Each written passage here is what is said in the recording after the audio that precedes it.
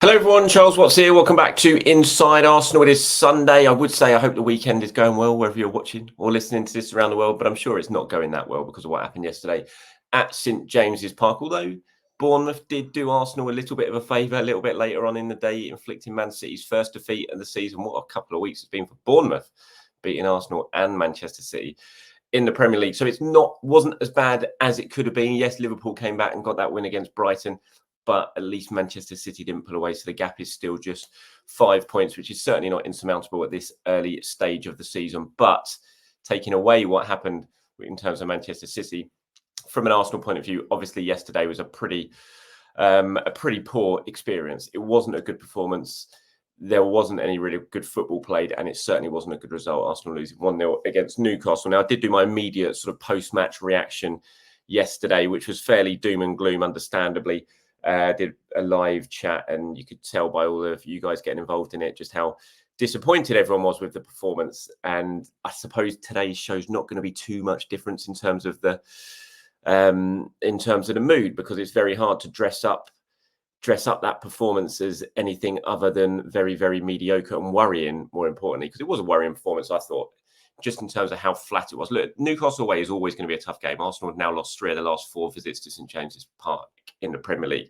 Man City drew there earlier on in the season. It is a very difficult place to go. It always has been. It certainly has been since Eddie Howe's arrived, and the mood has shifted at St James's Park. So it was never going to be an easy game for Arsenal. You can't go to Newcastle and expect you're just going to turn up and get 3 points. But having said that, you would expected a better performance from what Arsenal produced. And after going behind relatively early on with so much of that time left, you think to yourself, right, go on then, show us what you're about here. Stand up to Newcastle, try and get yourself back in the game. You've still got plenty of time to get a result. But it was the way that just never really happened. There was no real impetus in that game at all. You never thought Arsenal were going to come back. Yes, they had a couple of half chances. They had one massive chance at the end, which Declan Rice absolutely should have scored and should have got Arsenal a point. But that kind of came out of the blue, that very last chance for Declan Rice. It was just one brilliant moment of quality from Bukayo Saka whipping the ball in, and there was Rice at the back post, and yes, he should have scored. But it wasn't like it was the Alamo. There wasn't chance after chance after chance and non-stop pressure that Newcastle were having to sort of just get out and clear their lines. It was just a bit slow, one-paced, well, very slow, very one-paced. And Newcastle were relatively comfortable until that very last chance that Declan Rice had. So that was the worry for me. And I have to admit, it wasn't overly unexpected. When I saw the lineup, when you think back to how Arsenal played at Bournemouth, yes, against Bournemouth, you had the Saliba sending off. So there was always that sort of clouded, can you really assess what Arsenal's performance was like, because they played with 10 men for so long. But even before that red card, you kind of see that formation and that lineup was struggling to really create anything. There was no real spark there or quality there. And I felt it was going to be that sort of game again yesterday when I saw the lineup. It was a lineup I was expecting, other than I was hoping Ben White would be fit enough to start. Obviously, he wasn't. He could only do a place on the bench, and that made Thomas Partey dropping in. But yeah, it wasn't totally unexpected. I thought that was probably how Arsenal were going to play. And I don't think you can carry on doing that now. I think changes are definitely needed here. We don't know when Martin Odegaard's back. Could he be back for Inter Milan? Could he be back for Chelsea? Potentially, but he's got to feel his way back in. I don't think you can probably start him in either of those games. You've got to take it easy with Martin Odegaard if he is back available. So for me, I just think, and I said this yesterday, that changes are absolutely needed, because if they're not, I don't see how this changes in terms of the level of performance. I don't look at that Arsenal lineup and the way it's playing and can really see how the performances, they might be able to grind out results. And I'm talking more away from home than at home, because I think at home it's different. You have that extra level of intensity that just comes with being in home games. We saw it against Liverpool. Arsenal were very good for the majority of that Liverpool game, especially in the first half, and they probably should have won it. It's when they go away from home when I think the problem really exacerbates itself. And considering Arsenal's next 2 games, at Inter Milan away, Chelsea away, really, really difficult games, I don't see how you can put that same lineup out in that same formation and expect anything different. So I think changes are 100% needed starting on Wednesday night, and definitely at the Bridge next weekend. Just looking, this was a little snippet of what Mikel Arteta had to say. I've taken it off Arsenal.com. It's more that last paragraph that I want to look at when he talks about the defeat. And he said, look, that's the sport. You get knocked out. You're in a difficult position. You feel terrible about it. And in a few hours, you need to start to stand up, find solutions, work more, and get into it. And it's that line there, find solutions, which I just think is really, really important in this situation that Arsenal now find themselves in. Because the season's not gone. As I said, we're only 10 games into it. There's a lot of time to play. Man City lost yesterday. 5 points is far from insurmountable. Arsenal were 5 points behind Manchester City and Liverpool in January last season, and they closed it back. And within about 6 weeks, they were top of the table. So it can all change. And Arsenal, and I do feel like yesterday's performance kind of felt like Fulham away last season for Arsenal as well. Remember how we all felt after that Fulham away game? They just been hammered 3-0 by West Ham at home, Arsenal. Then they went to Fulham, led, and then just threw it away with a horrific performance at Craven Cottage. Lost 2-1, back-to-back defeats, and suddenly the gap to Liverpool was 5 points, I think, at that stage. And we all felt like, where's the next real sort of win coming from here? Arsenal aren't creating anything. They're not going forward very well. And then it clicked and they found a gear and they went on from there. So, and yesterday felt like that.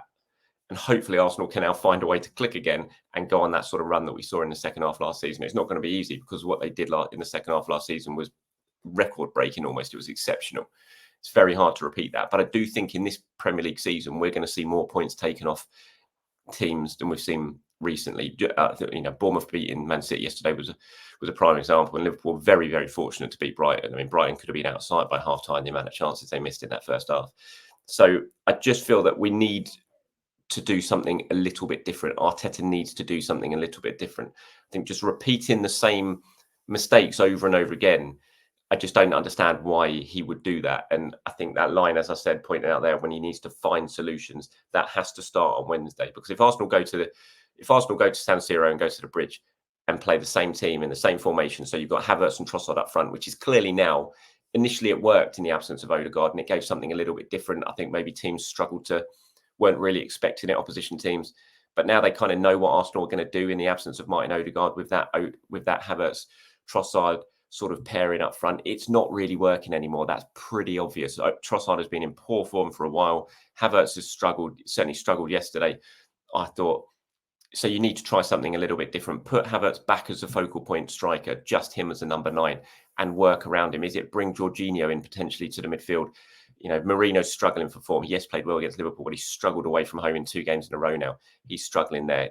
Does he need to still ease his way into this team rather than just play from the start? Could you give Jorginho more minutes? I think you probably could. Do you put Ethan Nwaneri in? There are options there. Gabriel Jesus. Yes, Gabriel Jesus has been struggling for form himself, but can you still find a way of getting him in the team that could change things? Even Raheem Sterling, I was really surprised we didn't see anything of Sterling yesterday. There are options there. They may not be the strongest options at the moment, and some of them may be players who are also struggling for form. But I still think you've got to try something different. There's got to be a little tweak to the formation and to the system for Arsenal just to find a little bit of an extra gear before Martin Odegaard comes back. Because the last thing we want Martin Odegaard as well is thinking, oh, he's back, everything's going to be fine now. Martin Odegaard's back. He hasn't played in so long. Yes, he's a quality player. Yes, he makes Arsenal tick.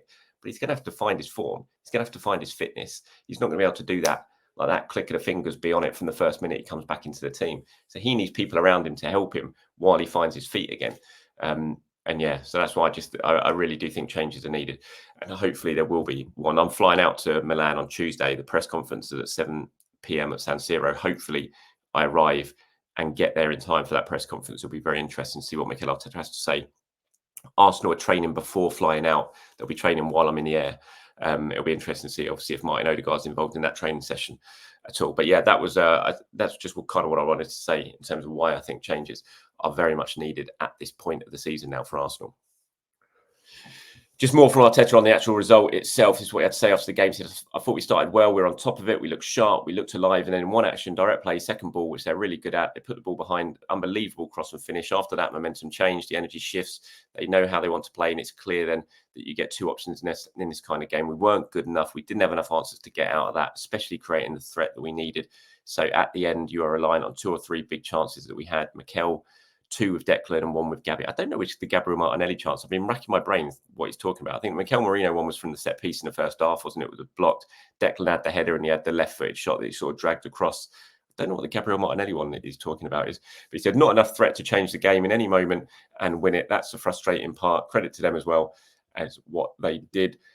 He was asked about Alexander Isak afterwards, saying, is that the sort of player you're missing in Isak? And he said, look, they're all big and physical. Joe Linton especially, he was the one with Partey that had to deal with, especially playing directly on his side. But I love my players and I wouldn't change them for anyone else. I don't think Isak makes a massive difference to that Arsenal team yesterday. If you take Isak out of Newcastle and put him in that Arsenal team yesterday, I still don't think it makes a huge difference, because I just don't think he would have had any service. That was a problem for Arsenal yesterday. There was just nothing for the forwards to go on. And you look at Isak yesterday, it was a brilliant header. Of course it was fantastic. It was a fantastic ball by Gordon. But other than that, I don't think Isak really did too much to worry Arsenal yesterday. It wasn't, I thought the defence handled Newcastle relatively well. It was just one moment of outstanding quality from Anthony Gordon that just put it on a plate. Brilliant header from Isak. Of course it was. But it was that brilliant ball in from Gordon, which Saka basically replicated himself. But unlike it didn't fall to a striker. It fell to Declan Rice, and he put that header wide. But it's not so much the forwards at the moment that my huge concern. Obviously, you'd want an absolute killer number 9. And I've said before, Alexander Isak would absolutely be my choice. But my concern when I look at this Arsenal team right now is just the lack of creativity, the lack of spark. They're just not creating any chances at the moment, any real moment of quality anyway. So that's my biggest concern, I have to say, at the moment. Right, these are my player ratings. I can't even remember. I did mine off the fly yesterday when I was doing my live reaction. I can't even remember what I even said for some of them. But these are my revised ratings. I imagine they might be a bit different to what I put out yesterday, but I was thinking about it a little bit more. So I thought Raya played well. He had no chance with a goal, and everything else he did really well. Gave him a 7. I thought Partey played well. He was given put under a lot of pressure, as Mikel said. Joe Linton and the strength of Joe Willock running down that size caused Arsenal a lot of problems. But I thought Partey handled it relatively well.